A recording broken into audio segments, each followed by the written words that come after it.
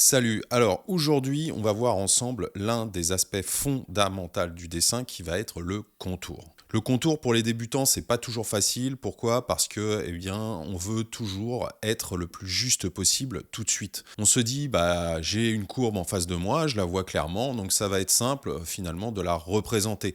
Alors on se dit pas forcément que c'est simple, mais au premier abord on essaye tout de suite de la représenter le plus justement possible. On va voir un petit peu, on va revenir aux fondamentaux, on va voir un petit peu ce que c'est que le contour en dessin, cette ligne imaginaire finalement qui nous permet de représenter et de faire un dessin, qui n'existe pas effectivement dans les domaines comme la photographie ou dans le cinéma ou dans la vie réelle. Quand on voit un objet, on ne voit pas un contour, on voit un environnement et un objet. Et puis on va voir ensuite comment élaborer un dessin à partir des différents types et comment utiliser différents types de tracés et de contours. Ça c'est très très important parce que souvent on a tendance à brûler les étapes et à passer, comme je vous le disais, directement par un contour et essayer de faire un contour très précis. Donc tout ce que vous avez voulu savoir sur le contour et vous pouvez oser le demander aujourd'hui, on y va, c'est parti.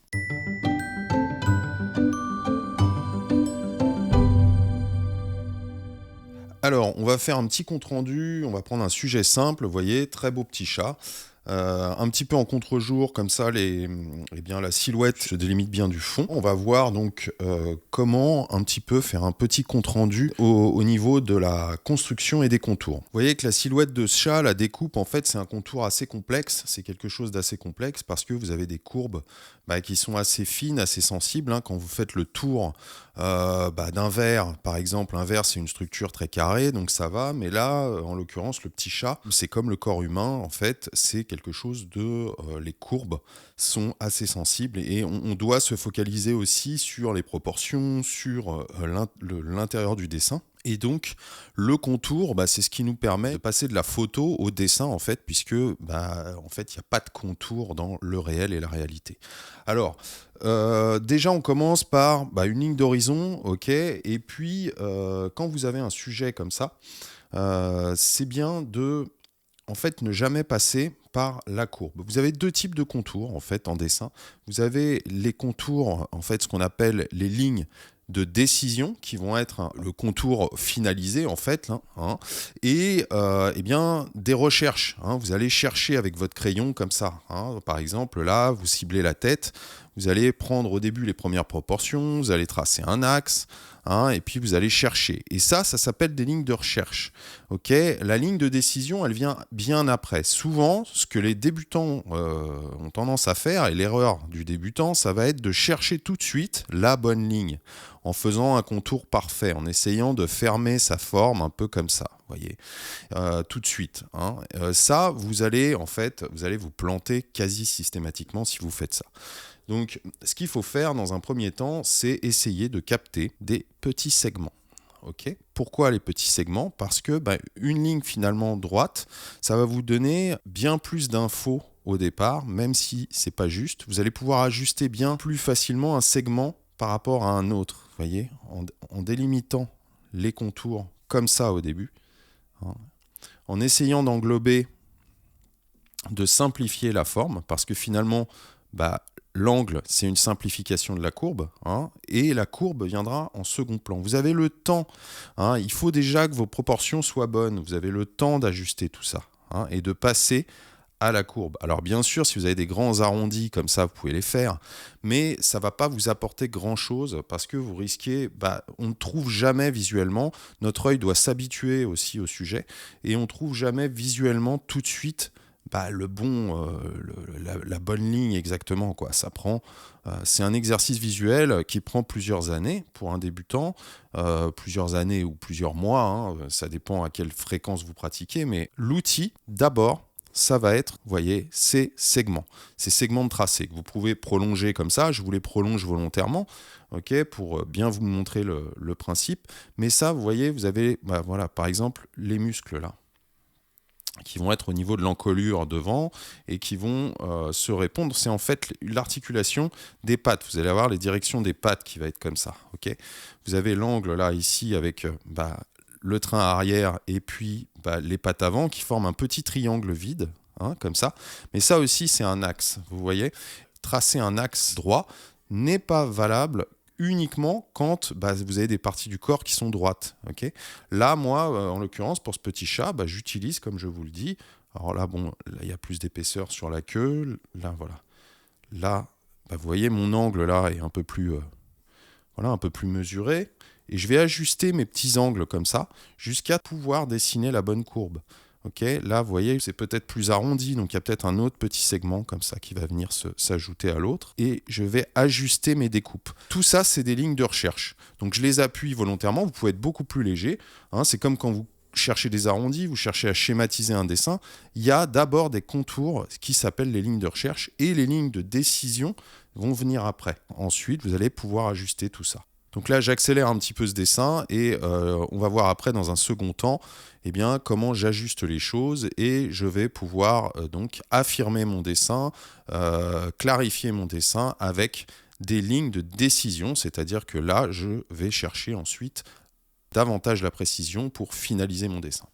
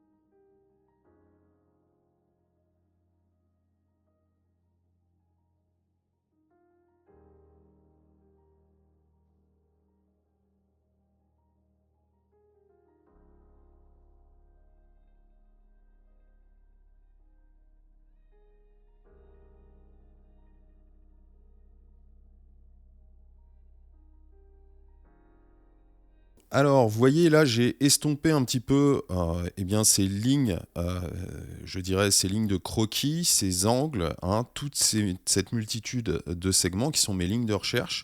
Donc, j'ai estompé un petit peu pour que vous puissiez voir ensuite comment on fait, comment on construit. Alors évidemment, petite précision, ce que je dis, ça s'applique aux contours extérieurs, puisque là on a un exemple type d'une silhouette, donc ça va être des contours extérieurs, mais vous voyez, vous avez aussi des contours intérieurs, c'est-à-dire que tout ce qui va être les articulations, les plis que vous allez avoir ici, qui vont faire partie intégrante de la construction du dessin. Hein. C'est important aussi d'avoir une vision intérieure des choses, parce que l'anatomie, ça se construit aussi avec ce fameux principe que je vous apprends de la schématisation. Et il y a du volume dans tout ça. Hein. Il y a des ellipses pour construire les pattes, etc. etc.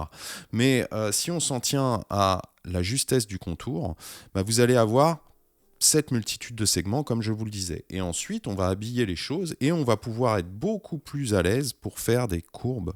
Et on a tellement travaillé visuellement cette silhouette déjà, en essayant d'être le plus juste au niveau des angles, parce qu'il est beaucoup plus facile de voir la géométrie, de voir deux angles les uns par rapport aux autres et l'ouverture d'un angle, plutôt qu'une courbe. Hein, le repère visuel est beaucoup plus simple au niveau géométrique.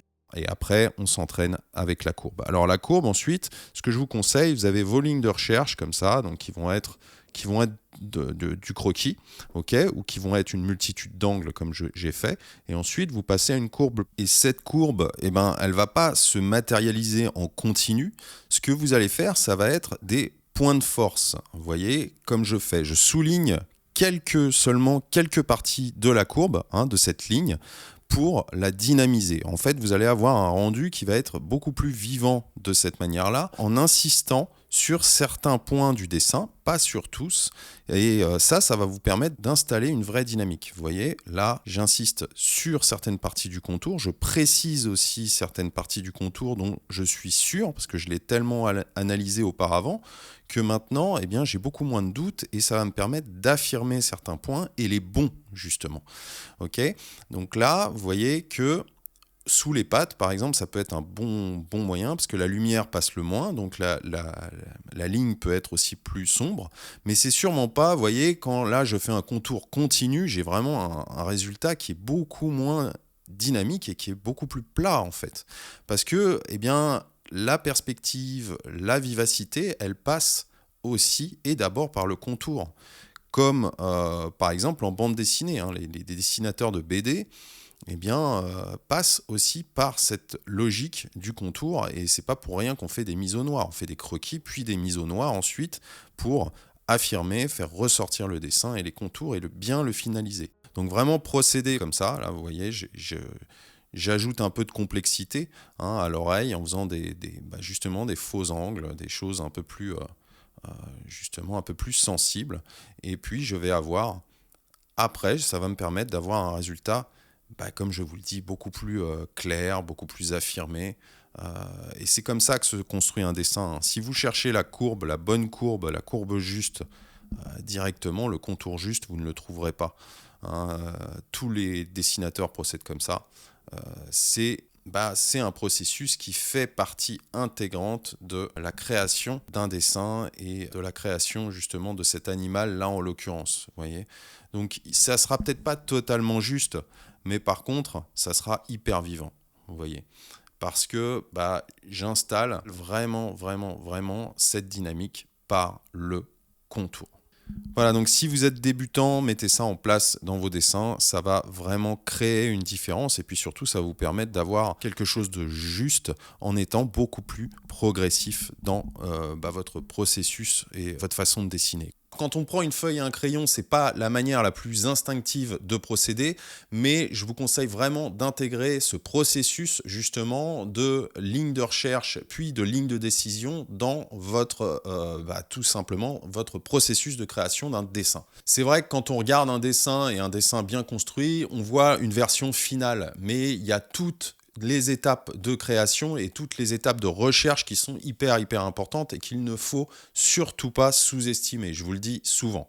Cet exercice, il était inclus dans mon bouquin Vous savez dessiner, 40 exercices pour libérer la main et apprendre à voir, parce que justement, ça vous aide à aller au plus juste et à représenter les choses que vous voyez le plus justement possible. Si vous voulez d'autres tutos et d'autres exercices concrets et aussi être accompagné en tant qu'autodidacte, parce que c'est pas toujours facile de bosser chez soi, eh bien des conseils et des exercices que je ne diffuse pas sur YouTube, je les transmets directement aux gens abonnés à mes contacts privés. Si vous voulez être contacté et surtout je vous envoie directement de vrais exercices encore une fois et je vous aide à évoluer en dessin ou tout simplement dans ce que vous faites créativement, la peinture, le pastel ou l'aquarelle. Si vous aimez ces petits tutos pratiques, n'oubliez pas pouce bleu, abonnez-vous à la chaîne et moi je vous retrouve très vite pour un prochain cours. Salut!